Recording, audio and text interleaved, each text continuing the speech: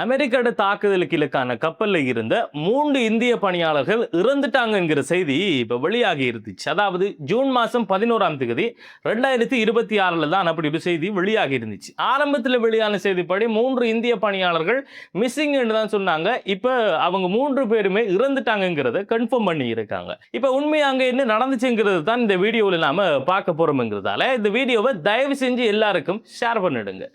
24 இந்திய பணியாளர்களோட பலாவ் நாட்டோட கொடியோட straight of Hormuz பகுதியில் இருக்கிற ஓமாண்ட கடற்பரப்புக்குள்ள போய்கிட்டு இருந்த என்டி செட்டபெல்லோ என்கிற எண்ணெய் டேங்கர் வகையான கப்பலுக்கு அமெரிக்க ராணுவம் தாக்குதல் நடத்தினதுல 3 இந்திய பணியாளர்கள் இறந்திருக்காங்கிறத சர்வதேச மீடியாக்கள் இப்ப உறுதிப்படுத்தி இருக்கு. இந்த சம்பவத்துக்கு அமெரிக்கா என்ன சொல்றாங்கன்னா, இந்த கப்பல் அமெரிக்காவோட அனுமதியை மீறி ஈரானோட வர்த்தகத்தில் இணைஞ்சிருந்தாங்க. நாங்க எவ்வளவோ இவங்களுக்கு எச்சரிக்கை கொடுத்தும் அதை பெருசா கண்டுக்காம தொடர்ந்தும் போனதால தான் நாங்க அந்த கப்பல்ல என்ஜின் ரூமை குறிவச்சு ஒரு துல்லியமான தாக்குதலை நடத்தினோம்னு சொல்லியிருக்காங்க.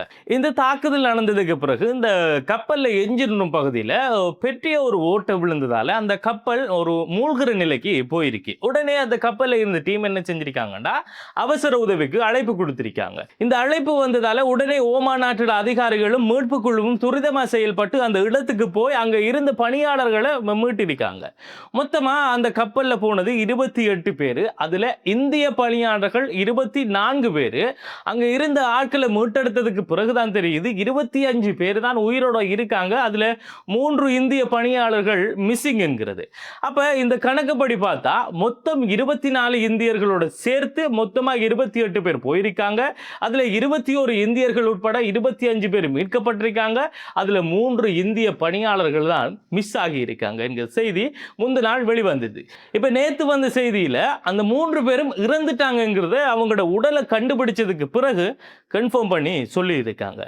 டெக்கடட் பதவியில இருந்த ஆதித்ய சர்மாவும், என்ஜின் ஃபிட்டர் பதவியில் இருந்த சிவானந்த் சௌரசியாவும், சீஃப் என்ஜினியர் பதவியில் இருந்த பட்னாலா சுரேஷ் என்கிற இந்த 3 பேரும் தான் இதுல இறந்து போன பணியாட்கள். இந்த விஷயத்துக்கு பிறகு இந்திய அரசாங்கம் உடனடி அமெரிக்காவோட தூதுவரை அழைச்சி கப்பல் பணியாளர்கள் உயிர்கள் மிகவும் பெருமதி வாய்ந்ததுங்கிறத அறிவிச்சிட்டு அவங்களோட அதிகாரபூர்வமான ஒரு கண்டனத்தை பதிவு செஞ்சிருக்காங்களா ஒரு செய்தியும் அதுக்கு பின்னால் அப்படியே வந்துச்சு.